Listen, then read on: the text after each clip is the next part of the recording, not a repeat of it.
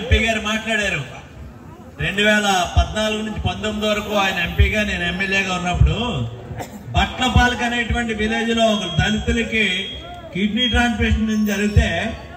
ఆయన ఇంటికి చూడటానికి వెళ్ళాడు. వాళ్ళ ఇంటికి వాళ్ళు చెప్పినటువంటి మాటలు చూసి ఆయన కళ్ళంపటి నీళ్లు ఆనంద ప్రస్వాలు పెట్టుకుని ఆ కుటుంబానికి మీరు మా దళితుల కోసం ఎంత చేస్తే కనీసం నేను ఇది కూడా చేయకపోతే ఎలాగని చెప్పేసి 1 లక్ష రూపాయలు ఆ కుటుంబానికి ఇచ్చాడు ఈయన.